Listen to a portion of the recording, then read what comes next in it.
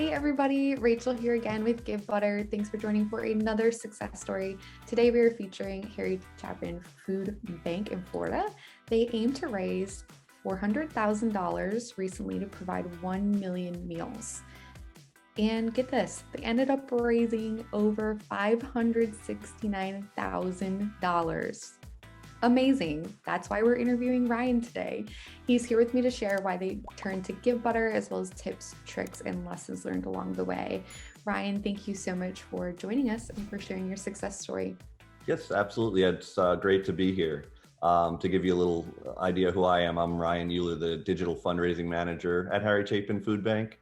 So pretty much take care of all the digital e-blast website, things of that nature. And recently, about a few months when the pandemic hit, took on ownership of our peer-to-peer campaign. So it's been very, as you said, successful. We've had a lot of success with these campaigns, and we're very happy that we're seeing the results we are. And the community is loving it. I mean, they love the fact that you can make a comment and you can see the comments and it's all real time.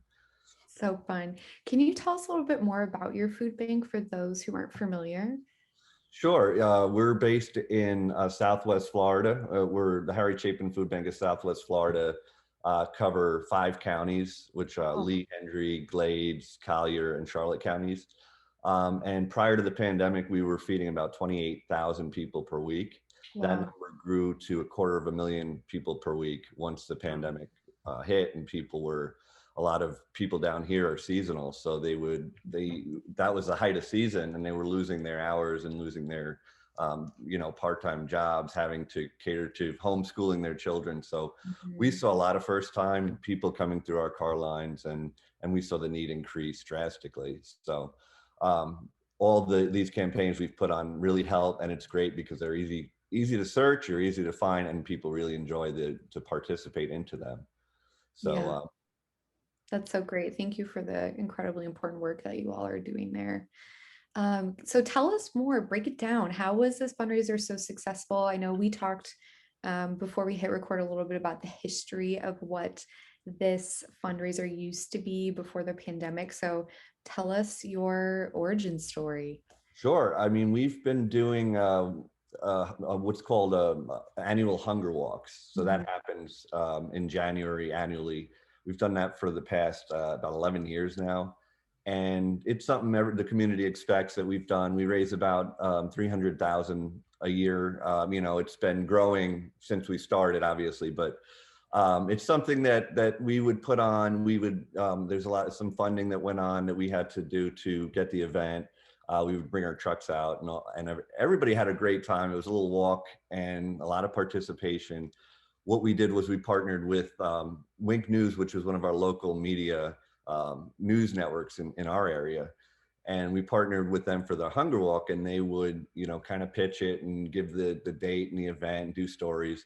And it was always a successful event. But with the pandemic, we were kind of in a spot where there weren't a lot of events going on. People weren't expecting events, and we didn't want to jump the gun. We wanted to be as safe as we could. So this was a great opportunity to figure out a way to do something similar, but do it in a digital space.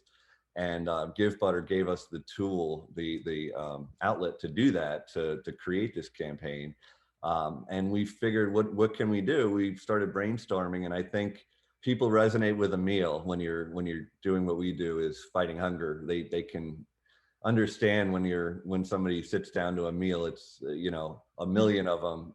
You can kind of get an idea what we're trying to get, and we blew that out of the park at 1.4 million meals. So Wow. it was great. I mean, it was amazing to see, and I think we were grateful to the fact that we had the ability to do team fundraising. Mhm. The ability for all of our supporters to see the messages that they put out there. Our media sponsor, Wink News, did a great job doing on air. They would do a live read of some of the donations that would come in real Oh, time. how fun. Yeah, so it was very engaging, entertaining. People really responded. I think we owe a lot of thanks and gratitude to Wink News for doing the stories and constantly promoting that during the whole month of February. But we definitely when we did our hunger walk with what we made versus how much it cost to put the event on, and now doing it in this way, and people get an understanding, a better understanding of what we're doing out there in the community and all the people we're helping, and a lot of these people with children that are coming for the first time, that Mhm. you know, it's incredible to see what this will do in the community, and Yeah. we're, you know, grateful we had the tool to be able to put it on. Yeah, that's amazing. So, a couple of things that I'm hearing were helpful to your success. You had a new digital platform, Givebutter, that you were using that was easy to use, and as well as easy to use for your media partner who is helping promote this event all month long, leading up to your deadline. And then you also had a peer to peer model. Kind of, since Givebutter was new to you, I'm curious, how did you coach or train your peer to peer teams or Wink to utilize Givebutter as you were learning it in real time? Yeah, no, it's, I'll tell you, it was very user friendly for everybody. It wasn't Good. a lot of training that I think you have to do because it's so user friendly to begin with. Mhm. But it was good with the Wink, because as they were reading it in live, in real time, you could see that that thermometer was rising. So they in real time would be able to say how much money is raised.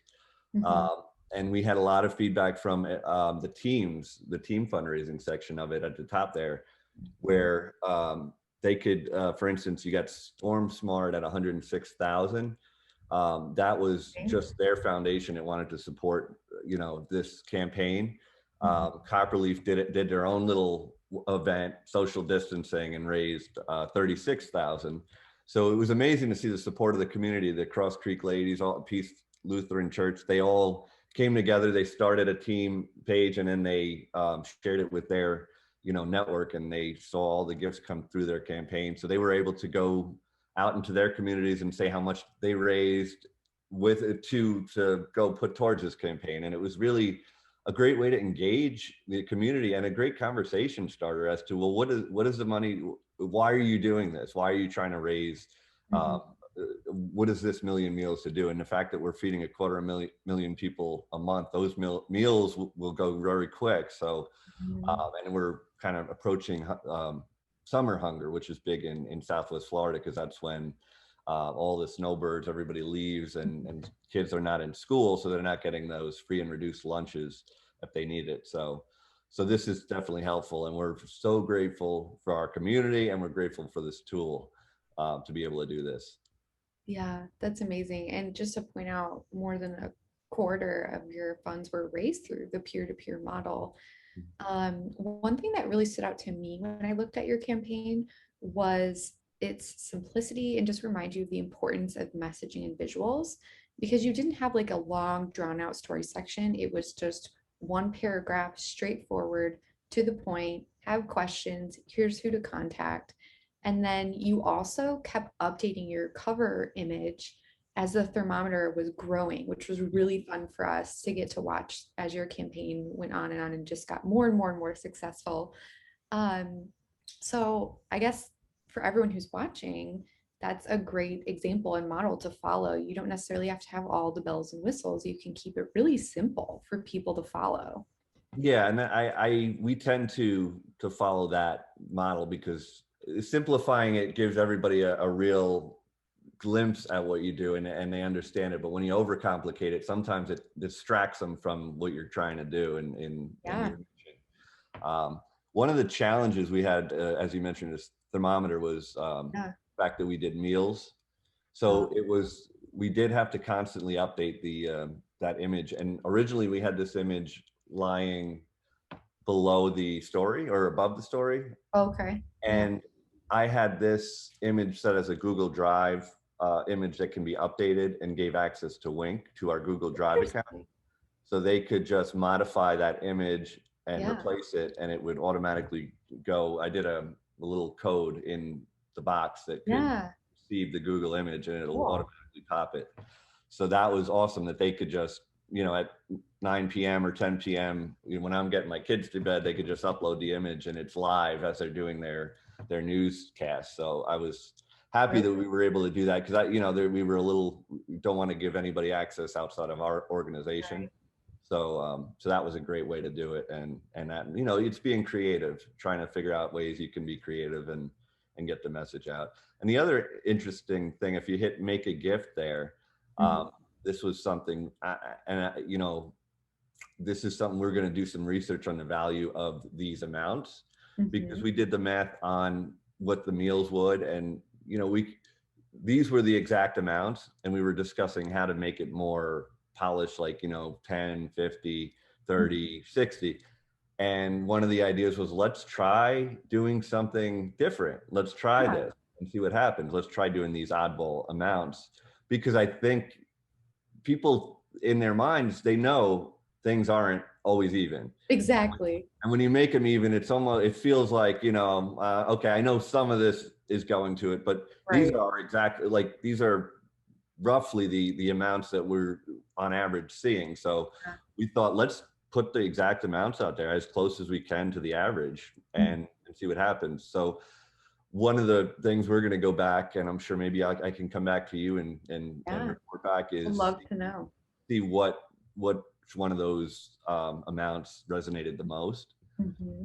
and, you know, put them in category 1 through 4, 4 being the most, and Mhm. just see which had the most impact, what people wanted to give most on that selection, and then how many did their other amount and did their even amount. So it's very interesting what you can do to sort of test the Yeah. waters. Yeah, Uh, that'll be really interesting to see. I would love to follow up and know yeah, how that worked out for you, because it did stand out to me when I looked at it too in a positive way. It just, um, for me, it built a greater sense of trust yeah. when I saw that. I'm like, okay, they know the exact amount that's going to go. And Hmm. so I thought it was really smart. It felt really trustworthy when I looked at it. Yeah, no, and there was a few times people go, why six? There's so many six. There's a 48. What's with the 48? Why not 50? Yeah. So, well, we could have went 50 or we could have went 45. So, you know, there's ways to look at it, but I think that, like you said, we thought of it as a trust factor, and knowing that, being able to calculate that number, you know, that closely, I think Hmm. does build that trust. And the fact that we're able to do it, and you know, it's not about trust, it's about feeding our community. And I think that Right. everything at the end goes into, you know, feeding a 250,000 people a month we're serving. So Yeah. um, so we're just, you know, we're grateful. This goes right to the community and out to helping people. And it's you know, we're more than happy with how this campaign went, and all the other campaigns are doing well as well. So Yeah. we couldn't be more happy. That's wonderful. Congratulations on all your success. I'm wondering, to close here, what would you say would be your one piece of advice for other fundraisers who are watching right now? They're setting up their Givebutter campaign, maybe just like you, it's their first one. What would be your piece of advice or encouragement to them? I'll go back to what we talked about earlier, as simple. Simplicity is king. I think when you start overcomplicating, it gets away from you. The time gets away from you.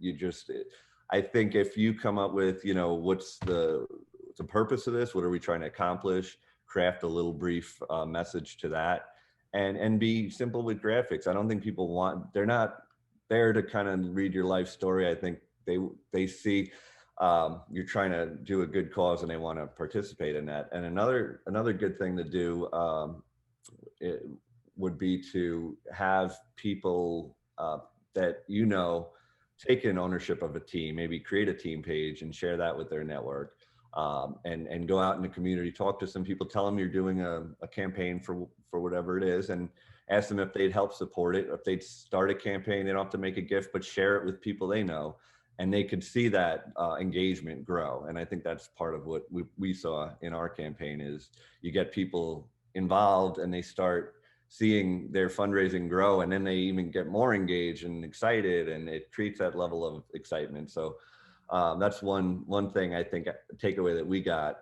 And you know, there's always more to learn as well as you grow with these campaigns. But I'll say, from what we were aiming for at 400,000, coming in at 569 was quite a something to be proud of. So Absolutely. Yes. Excellent words of advice. Ryan, thank you so much for joining and sharing your incredible success with the Givebutter community today.